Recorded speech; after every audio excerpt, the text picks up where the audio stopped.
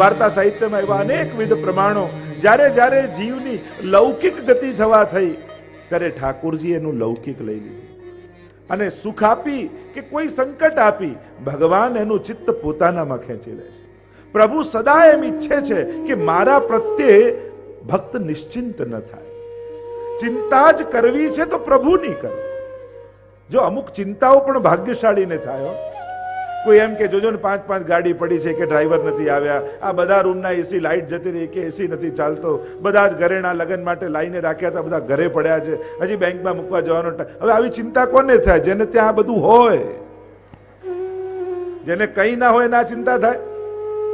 અમુક ચિંતાઓ નસીબ વાળાના ભાગ્ય એનામાં હોય છે. એમ તમને થાય ને ઓ સવારે ઉઠવું પડશે, મનોરથ છે, સામગ્રી કરવી પડશે, શિંગાર ધરવા પડશે, આ બધી તૈયારીઓ કરવાની છે. ભાગ્યશાળી છો કે ભગવાન એની ચિંતા તમારા માથે નાખે છે.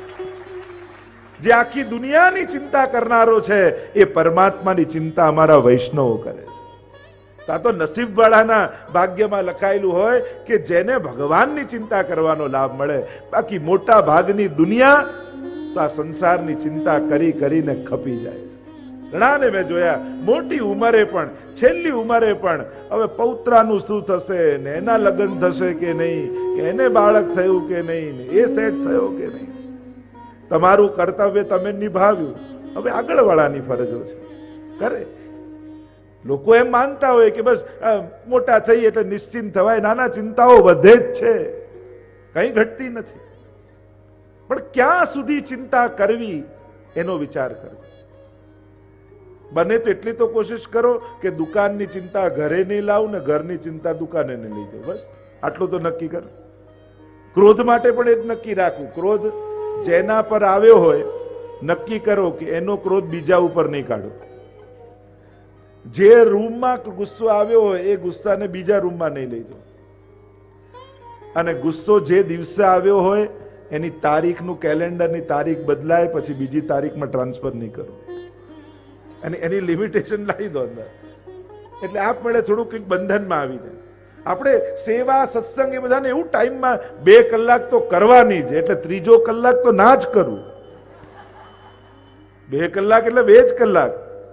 એ બધું ટાઈમ પીરિયડમાં. ક્રોધ, લોભ, ઈર્ષા એમને તો એવો છૂટો દોર આપીએ છે કે જ્યારે એને કરવું હોય ત્યારે થાય. તો સારી વૃત્તિઓ બધી જ ટાઈમમાં બાંધી રાખીએ, ખરાબ વૃત્તિઓ 24 કલાકમાં. આ તો અન્યાય કહેવાય. તો કહ્યું આપણા તો વાર્તા સાહિત્યમાં અનેકવિધ એવા પ્રસંગો છે કે જ્યારે જ્યારે ભગવાનને એમ થયું કે હવે આની જો સંસારી ગતિ થવાની છે તો ભગવાને જે નિમિત્તો હતા એ નિમિત્તોને લઈ લીધા. એમ જ જ્યારે પણ જીવનમાં કાંઈ પણ આપણા જીવનમાંથી જાય ત્યારે એમ માનજો કદાચ આને જ કારણે મારું પતન થવાનું હતું, આને કારણે જ મને બંધન થવાનું હતું. અને જેના કારણે તમારું અહિત થવાનું હશે ભગવાન એ વસ્તુ કે વ્યક્તિ તમારી જોડે નહીં રહેવા દે. ક્યાંક એને આપણે નથી જાણતા ભવિષ્યમાં શું થાય, આપણને કેવા વિચાર આવે, કઈ બુદ્ધિ થાય, ક્યાં આપણું મન ફસાય. એક મૃગ કે કારણે ભરત ધરી મૃગ દેહ, તુલસી વાકી કહા ગતિ જો સબસો કરત સને. એક હરણમાં મન ગયું તો બીજા જન્મમાં હરણ થવું પડ્યું. તો આપણું મન તો ક્યાં ક્યાં આટાઓ મારે છે, ક્યાં ક્યાં ફરે છે, કેટલી જગ્યાએ બંધાયેલું છે, કેટલી જગ્યાએ જોડાયેલું છે. વિચાર તો કરો. એક કાણું પડે નાવમાં અને નાવ ડૂબી જાય, આપણે તો કેટલા છિદ્રો લઈને ફરીએ છીએ. ચિંતન તો કરો ક્યાં ક્યાં મન ફસાયેલું છે. અને એટલા માટે મહાપ્રભુજી કહે અરે ભક્ત તારી લૌકિક ગતિ પ્રભુ નહીં થવા દે, નિશ્ચિત વાત છે. અને એટલા માટે ઠાકોરજી ઘણી વાર એમ કરે. એક શેઠજી હતા અને એને ચિત્ર બનાવવાનો બહુ શોખ. અને એને થયું કે આ પર્વત ઉપરથી આખું દ્રશ્ય ખીણનું બનાવું. ચાકરને લીધો સાથે, રંગના બધા ડબ્બા અને કાગળ ને બધું લઈને ચાલ્યા પર્વતના શિખર ઉપર. અને ત્યાં સુંદર પેઇન્ટિંગ કરી રહ્યા હતા સામેના દ્રશ્યનું. અને એટલું સુંદર ચિત્ર બનાવ્યું. અને પર્વતના શિખર ઉપર છે અને પોતાના બનાવેલા ચિત્રને જોવા લાગ્યા. થોડા પાછળ જતા જતા કેવું સુંદર છે, આ એંગલે કેમ લાગે, આમ એમ થોડું પાછળ એક સ્ટેપ પાછળ જતા જાય, જોતા જાય. અને હવે એમને ભાન ન રહ્યું ને ચિત્રમાં એવા ખોવાઈ ગયા કે બસ 2 ડગલા રહી ગયું ને ખીણમાં પડે. ચાકરે આ જોયું કે અરે શેઠજી પડવાની તૈયારીમાં છે, હું બૂમ પાડીશ તો કદાચ ગભરાઈને પડી જશે, શું કરું? એને રંગનો ડબ્બો હાથમાં હતો, એ ચિત્ર ઉપર ઢોળી દીધો અને દોડતા શેઠજી આવ્યા ને એક થપાટ ચાકરને મારી, મેં આટલું સુંદર ચિત્ર બનાવ્યું તે આમ બગાડી નાખ્યું. આવું કેમ કર્યું? શેઠજી આ પડી ના જાઓ ને એટલે ચિત્ર બગાડ્યું છે. એમ ઘણીવાર સંસારનું ચિત્ર ભગવાન બગાડે તો બગાડવા માટે આપણને દુખી કરવાનું કારણ નથી હોતું, આપણે પડી ન જઈએ એ બચાવવા માટે ભગવાન બગાડતા છે. ક્યાંક આપણું પતન ન થઈ જાય એટલે પ્રભુ ખેંચી લેતા. આગળ મહાપ્રભુજી આજ્ઞા કરે દ્વિતીય શ્લોકમાં, નિવેદનમ તુ સ્મર્તવ્યમ સર્વથા તાદૃશૈજનૈ સર્વેશ્વરસ્ય સર્વાત્મા નિજેચ્છાત કરિષ્યતિ. તો શું કરવું જેનાથી લૌકિક ચિંતાઓ જાય ને ભગવત સંબંધી ચિંતન થાય, ભાવ દ્રઢ થાય? કારણ કે દ્રઢતાના અભાવમાં જ ચિંતા પેદા થાય છે. પ્રત્યેક ચિંતા ભગવાનના અવિશ્વાસનું દ્યોતક છે કે મારા માથે કોઈ નથી, મારું કરનારું કોઈ નથી, કોણ કરશે? આ અવિશ્વાસ જ. એટલે મહાપ્રભુજી આગળ કહેશે 16 ગ્રંથમાં, અવિશ્વાસો ન કર્તવ્ય સર્વથા બાધકસ્તુ સહ.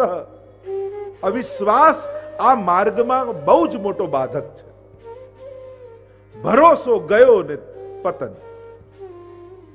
આપણે તો ભરોસાના દાવા ઉપર ચાલીએ છીએ. નિવેદનમ તુ સ્મર્તવ્યમ સર્વથા તાદૃશૈ જનૈ. તો વૈષ્ણવે શું કરવું?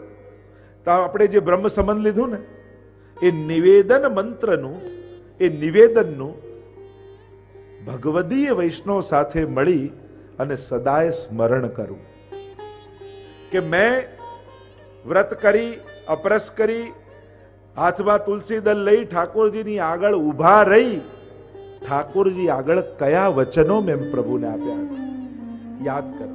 જ્યારે પણ જીવનમાં સંકટ આવે તો શરણાગતિને યાદ કરવી. કુંતાજી પણ એમની સ્તુતિમાં જ્યારે સંકટ, કેટલા સંકટો આવ્યા, ઉત્તરા તમે જુઓ, સંકટ આવ્યો, કોઈ લૌકિક પાસે ન ગઈ. પાહી પાહી મહાયોગીન દેવ દેવ જગતપતે નાન્યમ ત્વદ ભયમ પશ્યે યત્ર મૃત્યુ પરસ્પરમ. સંકટ આવે ત્યારે શરણાગતિને યાદ કરવી કે મારા માથે કોણ છે, હું કોના શરણમાં છું. અને શરણાગતિનું સ્મરણ કરશો તો ઠાકોરજી સર્વ સંકટોમાંથી દુઃખ દૂર કરશે. એટલે આપણે ત્યાં કહીએ છીએ ને, સુખાવસાને ઇદમેવ સારમ દુઃખાવસાને ઇદમેવ જ્ઞેયમ દેહાવસાને ઇદમેવ જાપ્યમ ગોવિંદ દામોદર માધવેતિ. નિવેદનમ તુ સ્મર્તવ્યમ સર્વથા તાદૃશી જની. ભગવદીય જનો સાથે નિવેદનનું સ્મરણ કરવું. ભગવદી જન કોને કહેવાય? જેના સંગથી તમારો ભરોસો મજબૂત થાય એ ભગવદી છે. અને જેના સંગથી ભગવાનના સામર્થ્યમાં શંકા પેદા થાય એ દુસ્સંગ છે. ભલે ને ગળામાં કંઠીન માથે તિલક હોય. જે અવિશ્વાસ જગાવે એને દુસ્સંગી જાણવું. ભલે ગમે તેટલો વિદ્વાન ને ગમે તેટલા શાસ્ત્રો એને મોડે હોય, પણ જેના સંગથી ભગવાનમાં ભરોસો ઉઠવા લાગે તો માનજો મને દુસ્સંગ થઈ રહ્યો છે. જેના સંગથી પ્રગટ સ્વરૂપોમાં અશ્રદ્ધા જાગે એને દુસ્સંગ જાણવું. ઘણી વાર એમ વિદ્વાન હોય પણ એની તકલીફ શું હોય કે હવે બધું ખતમ થઈ ગયું છે, હવે બધું બગડી ગયું છે, જે હતું સારું એ પહેલા હતું. એટલે એમ કહીને તમારું વર્તમાનમાં તમને અશ્રદ્ધા પેદા કરે એને પણ દુસ્સંગ જાણો. રાવણને તકલીફ શું હતી? ભગવાન પર ભરોસો હતો પણ આ રામ ભગવાન નથી, બસ એ એને શંકા હતી એટલે એનું પતન થયું. પ્રગટ સ્વરૂપમાં અશ્રદ્ધા હતી એટલા માટે એનું પતન થયું. બાકી એ નાસ્તિક નહોતો, ભગવાનમાં માનતો હતો, પણ પ્રગટ જે રામ સામે છે આ ભગવાન છે, બસ એ ભરોસો ના હોય. એમ ઘણા એવા હોય, જાણકાર હોય, વિદ્વાન હોય, બધું હોય, પણ પ્રગટ સ્વરૂપમાં આપણને અશ્રદ્ધા કરાવી દે. હવે ક્યાં ઠાકોરજી બોલવાના ને હવે ક્યાં માંગવાના, આ મિશ્રી ધરવાથી શું થાય ને પાઠ કરવાથી શું થાય, એમ આપણે જે કરતા હોઈએ ને એમાં શંકા જગાવી દે. એટલે જે કરતા હોય એ છોડાવી દે. હવે ક્યાં આવું રહ્યું છે ને હવે કોણ એવા રહ્યા છે ને હવે ક્યાં સારા વૈષ્ણવ. જો સારા વ્યક્તિઓને ન ગોતો, વ્યક્તિઓમાં સારાઈને ગોતો. આપણે શું સારા વ્યક્તિઓ ગોતવામાં સંગથી જ દૂર રહી જઈએ છીએ. વ્યક્તિમાં સારાઈ ગોતવાની હોય, સારા વ્યક્તિ ન ગોતવાના હોય. ચોપડીમાં લખેલા માણસો દુનિયામાં જલ્દી મળતા નથી હોતા, પણ ચોપડીમાં વાંચેલી એક એક વાત દરેક વ્યક્તિમાં આપણે ગોતી લેવાની હોય. સારાઈ દુનિયામાં નથી હોતી, આપણામાં પ્રગટાવવાની હોય છે. આપણે એમ સમજીએ છીએ કે દુનિયા સારી થાય ને પછી સારું જોવું. ના, આપણે સારા થઈ અને દુનિયામાં સારાઈ ગોતવાની હોય છે. આ જ રસ્તો છે દુનિયાનો. સદગુણો શોધવાનો આ જ રસ્તો છે. ગુણ પોતાનામાં પ્રગટાવવા તો ગુણ દેખાશે. ગુણ જ ગુણને જુએ અને દોષ દોષને જુએ. કોઈનામાં દોષ દેખાય ત્યારે ચિંતન કરવું કે મને આનામાં દોષ દેખાયા કેમ? આનામાં ભલે હતા. આપણે જે જોવા જઈએ એ જ જોઈને આવીએ છીએ. તમે મેળામાં ગયા હો પણ તમને એમ નક્કી કર્યું કે મારે આ વસ્તુ લેવાની છે, એટલે તમે સીધા ગોતતા ગોતતા એ સ્ટોલમાં પહોંચી જાઓ કે નહીં? એટલે તમે નક્કી કરીને ગયા કે મારે શું જોઈએ છે તો તમે શોધી લો છો. એમ સંસારમાં જ્યારે ઘરથી બહાર નીકળો ત્યારે તમારે શું જોવું છે એ નક્કી કરીને નીકળો છો. કમથી કમ ઘરેથી હવેલી દર્શન કરવા આવો ત્યારે તો કમથી કમ નક્કી કરીને નીકળો, હું ભગવાન જોવા જાઉં છું, હું પ્રભુને મળવા જાઉં છું. એટલે કમથી કમ એટલા સમયે વૈષ્ણવી બુદ્ધિ ધારણ કરી, એટલા સમયે મારે કોઈના દોષ નથી જોવા, બધામાં વૈષ્ણવતાના દર્શન કરવા છે. અને રસ્તામાં જે મળે એને જય શ્રી કૃષ્ણ કરતા કરતા અને પછી ઠાકોરજી સન્મુખ આવશો ને તો ઠાકોરજીની મુખારવિંદ હસતું તમને દેખાશે. પણ સાંસારિક દ્રષ્ટિ રાખી અને ભગવત દર્શન કરવા આવશો તો મંદિરમાં સંસારને ગોતી લેશો. કારણ કે દ્રષ્ટિ એ છે, જે જોવા માટે નીકળ્યા છો એ જ દેખાય છે. કમથી કમ એટલું નક્કી કરો કે પ્રભુને મળવા જાઉં છું હવેલીએ, અત્યારે હું ભગવાનનો છું, અત્યારે હું વૈષ્ણવ છું અને મારે મારી જાતની વૈષ્ણવતા ગુમાવ્યા વગર પ્રભુને જોવા છે. તો જે વાત કરી રહ્યો છું, ભગવદી કોણ? તો એ બીજું લક્ષણ દુસ્સંગનું એ છે, પ્રગટ સ્વરૂપમાં અશ્રદ્ધા, વર્તમાનમાં અશ્રદ્ધા. અને અત્યારે આ રોગ ઘણી રીતે ફેલાવવામાં આવે, પણ આપણે આપણી શ્રદ્ધા ગુમાવી નહીં. કારણ કે જે પોતાની શ્રદ્ધા ગુમાવે નુકસાન એને જ થાય છે. દુનિયામાં તો બધું છે જ, અલગ અલગ અનેક પ્રકારની દુનિયા છે જ. ત્રીજી વાત, જે મનમાં સંશય નાખી જાય એને પણ દુસ્સંગ જાણો. ઘણા લોકો મળે, લો તમે તો આટલી આટલી સેવા કરો તોય તમારી જોડે આમ થયું, એટલે પેલાનું મન ચકડોળે ચડે. લો તમારા બા તો આટલી સેવા કરતા તોય માંદા પડ્યા. એટલે શરીર છે તો માંદા પડે જ ને. માંદગી ને સેવાને ક્યાં તાલમેલ કોઈ છે? પણ આ શંકા નાખનારા વ્યક્તિઓ એવા તાતણાઓ જોડી જાય કે આપણે ચકડોળે ચડી જઈએ કે હા તો આટલી સેવા કરતા તોય બીમાર થયા. તો બીમાર થવું ક્ષરતીથી શરીર. શરીરનો તો ધર્મ જ નાશવંત છે. એ તો જન્મ્યો ત્યારથી કંઈક નહીં રોગનું ઘર જ છે. રોગનું ઘર જ શરીર કહેવાય છે. એમાં એની ભક્તિને ક્યાં? ઉલટાનો સાર એવો લેવાનો કે બા આટલા માંદા હતા છતાં એમના મુખમાંથી ભગવત નામ છૂટતું નથી. ક્યારે આને એટલી બીમારી આવે તોય સવારે સેવામાં તો ટાઈમસર પહોંચી જ જાય છે. લાવ એમને આવી માંદગીમાં સેવા કરે છે તો મને તો ઠાકોરજીએ સારું સ્વાસ્થ્ય આપ્યું છે, લાવ હું સેવામાં પહોંચી જાઉં. સાર આવો કાઢવાનો હોય. લોકો સાર એમ કાઢે, લો બીમાર પડ્યા હવે તો આપણે સેવા નહીં કરવાની, સેવા કરવાથી શું થયું? લોકો ઊંધા સાર કાઢે અને ઊંધું સમજાવનારા દુનિયામાં મળી જ જાય. અને પાછા દુસ્સંગ એટલે કોઈ બહુ ખરાબ માણસ નહીં, બહુ ભણેલા ગણેલા સૂટ બૂટ ટાઈ હેટ પહેરેલા પણ મળી શકે છે, બહુ પીએચડી થયેલા લોકો મળી શકે છે. જેના સંગથી ભગવાનમાં અશ્રદ્ધા ને શંકા પેદા થાય એ દુસ્સંગ છે. સત્સંગ એ છે જે આપણી શ્રદ્ધાને દ્રઢ કરે. વિપરીત ઘટનાઓ ઘટી હોય તો એની પાસે જાઓ ને તો એવો સાર કાઢીને આપે કે એમાંય આપણી ક્યાંક ભલાઈ હતી એવી સમજણ આપણને આપીને જાય. એ ભગવદી છે. જો આમાંય ઠાકોરજીની કૃપા હતી, જો આમ ન થયું હોત તો તને કદાચ આવું થાય. એમાંય વિપત્તિમાંય જે કૃપાનો અહેસાસ કરાવે એ ભગવદી છે. એટલે જીવનમાં ન ગમતા હોય છતાંય કોઈ એવા દ્રઢ શ્રદ્ધાવાળા વ્યક્તિનો સંગ રાખવો કે જે જ્યારે મળે ત્યારે ઠાકોરજીની વાત કરે, એવાનો સંગ રાખો. તે નવું સેવામાં શું કર્યું, તે નવા કીર્તન કોઈ શીખ્યા, નવા પાઠ શીખ્યા, આજે ઠાકોરજી માટે શું કર્યું, હમણાં ઉત્સવ આવે છે તો શું તૈયારી તું કરે છે, આજે કોઈ સત્સંગ તને મળ્યો, સત્સંગમાં શું સાંભળ્યું. જ્યારે મળે ત્યારે ભગવત સંબંધી ચર્ચા કરી લૌકિકમાં રહેલા આપણા ચિત્તને અલૌકિક કરી નાખે, એનું નામ ભગવદી. હરિજન સંગ છિનક જો હોય, આવા ભગવદી સાથે ક્ષણવાર પણ મળે ને તો જીવન બદલાવા લાગે.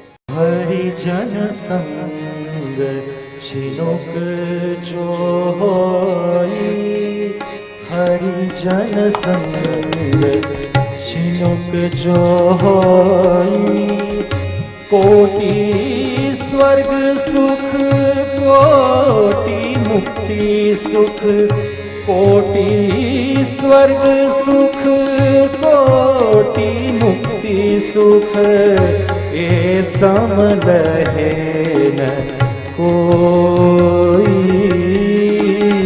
हरिजन संग छिनुक जो ભગવતી એ છે જેના સંગથી સ્વર્ગ મળે કે મુક્તિ મળે એમ નહીં, પણ જેનો સંગ જ સ્વર્ગ જેવો લાગે એ જ ભગવતી.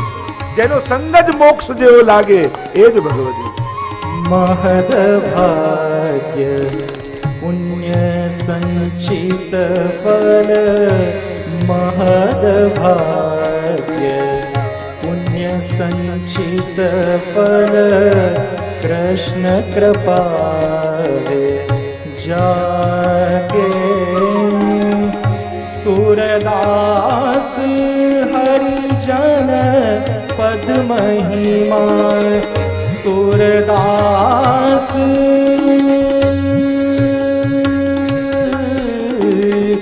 सूरदास हरिजन पद महिमा, कहत भागवत ताके, कहत भागवत ताके, हरिजन संग छिनुक जो हो.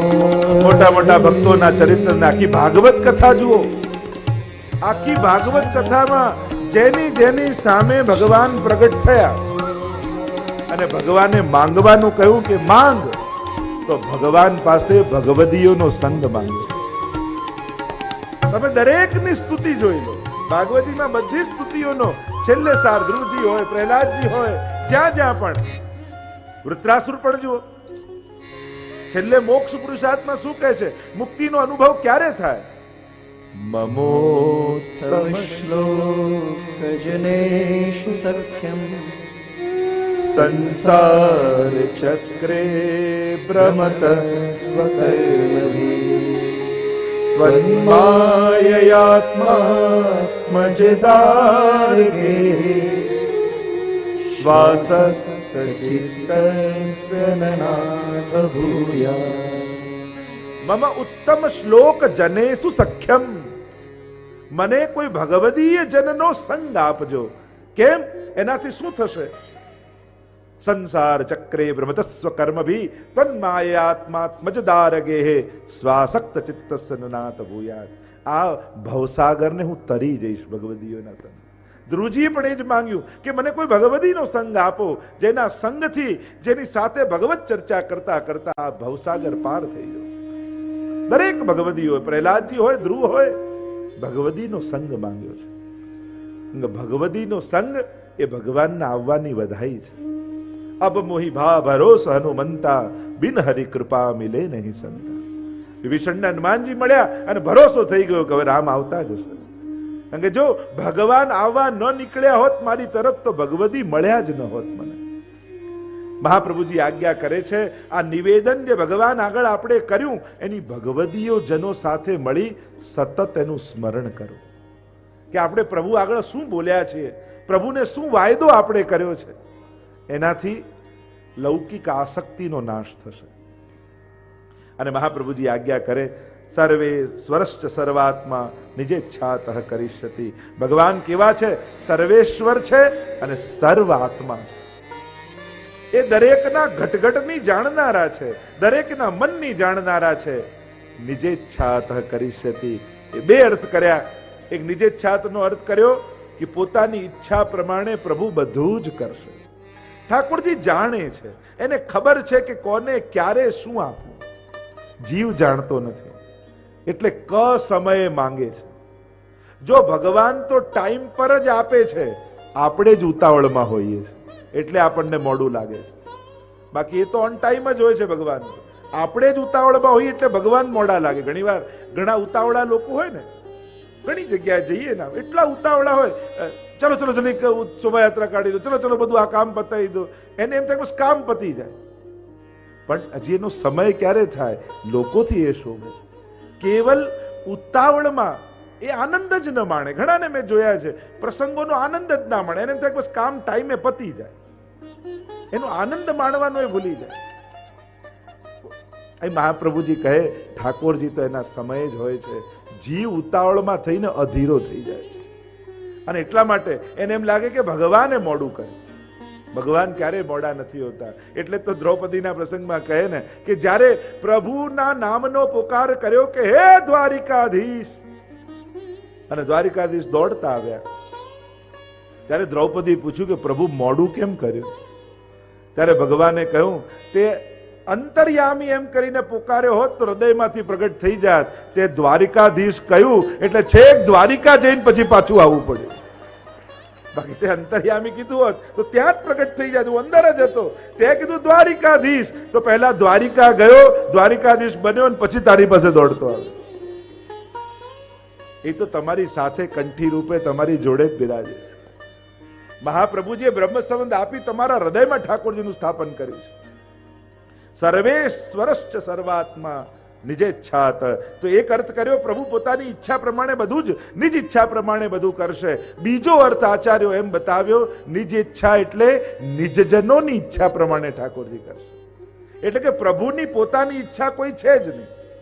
ભક્તે જે મનોરથ કર્યો છે, બસ એ ભક્તનો મનોરથ જ ઠાકોરજીનો મનોરથ બની જાય છે. અને નિજજનોએ જે ઈચ્છા કરી એ ઈચ્છા પ્રમાણે ચાલનારા ઠાકોરજી છે. બસ વૈષ્ણવને મનોરથ કરતા આવડવું જોઈએ. એના હૃદયમાં એવા ભાવ જાગવા જોઈએ કે જેને પૂરા કરવાનો આનંદ ઠાકોરજીને પણ આવે. હૃદયમાં એવો મનોરથ કરો કે ઠાકોરજીને થાય કે ક્યારે આનો મનોરથ હું પૂરો કરી દઉં, ક્યારે જલ્દી આની ઈચ્છા હું પૂરી કરું. એવી ઈચ્છા આપણે કરવી. તો નિજજનોની ઈચ્છા પ્રમાણે ચાલનારા ઠાકોરજી છે એમ કહી મહાપ્રભુજી આગળ આજ્ઞા કરતા કહે, સર્વેષાં પ્રભુ સંબંધો ન પ્રત્યેકમિતિ સ્થિતિઃ અતુન્ય વિનિયોગેપી ચિંતા કા સ્વસ્ય સોપી ચેત. સર્વેષાં પ્રભુ સંબંધો, સર્વનો પ્રભુ સાથે સંબંધ છે. દરેકનો, જેટલાય બ્રહ્મ સંબંધ લઈ શરણાગત થયા છે એ બધાનો પ્રભુ સાથે સંબંધ. અને કદાચ બ્રહ્મ સંબંધ નથી લીધું એનોય પ્રભુ સાથે સંબંધ તો છે જ, અંશ અને અંશીનો. આ તો વિશેષ સંબંધ મહાપ્રભુજી આપણો ઠાકોર સાથે જોડી આપ્યો. ન પ્રત્યેકમિતિ સ્થિતિ, કોઈ એકનો મુખ્ય હોય એમ નથી. દરેકનો આત્મનસ્તુ કામાય સર્વપ્રિયમ ભવતી એકમ એકોહમ બહુશ્યામ પ્રજાય. પ્રભુ જ અને એકમાંથી અનેક થયા છે એટલે દરેકનો સંબંધ પ્રભુ સાથે છે. અતોન્ય વિનિયોગેપી ચિંતા કા સ્વસ્ય સોપી છે. અને એટલા માટે મહાપ્રભુજી કહે, અન્યના વિનિયોગમાં પણ શેની ચિંતા કરવાની? મહાપ્રભુજી કહે, જે જીવ પ્રભુના પોતાનો થયો છે એને તો કોઈ ચિંતા કરવાની જરૂર જ નથી. ઠાકોરજી એને પોતાનો ગણ્યો છે. અને એટલા માટે આપણે કહીએ કે હે પ્રભુ હું તમારો થયો, પણ જ્યારે એ બોલીએ છે ત્યારે ઠાકોરજી પણ આપણો સ્વીકાર કરે છે કે આજથી મેં તને સ્વીકાર્યો છે. પણ નાનું બાળક હોય ને, નાના બાળકનો સ્વભાવ શું હોય? એને શેરિંગ કરવું ન ગમે. તમે નાના બાળક પાસે એક રમકડું લઈને આવો અને એને કહો કે ચલો બંને ભાઈઓ સાથે રમજો, જેને આપ્યું હોય ને એ બીજાને ના આપે. એમ કે આ વાટીને ખાજે. નાના બાળકના સ્વભાવમાં શેરિંગ હોતું જ નથી. એને વાટીને ખાવું ન ગમે, એને બધા જોડે પોતાની વસ્તુ વેચવી ન ગમે. એને કે આ તો મારી છે, મને લઈને આપી છે. એમ મહાપ્રભુજીએ જ્યારે તમને ઠાકોરજીને સોંપ્યા કે આજથી આ જીવ તમારો થયો, તો તમને શેર કરવાય ઠાકોરજીને સંસાર જોડે ગમતું નથી. કે મહાપ્રભુજીએ મને આપ્યો છે, આ તો મારો થયો છે, આ પોતે બોલ્યો છે કે હું તમારો થયો. અને તમે જ્યારે ઠાકોરજીને એમ કહો છો તમે મારા, અને તમે પછી એમ કહો કે ના પ્રભુ આ સંસાર જોડે મને શેર કરો, ઠાકોરજી કે એ મને નહીં ફાવે. મને આપ્યો છે એટલે તું મારો. એટલે મહાપ્રભુજી કહે કે જો ઠાકોરજીએ તમને પોતાનો ગણ્યો છે, પછી ચિંતા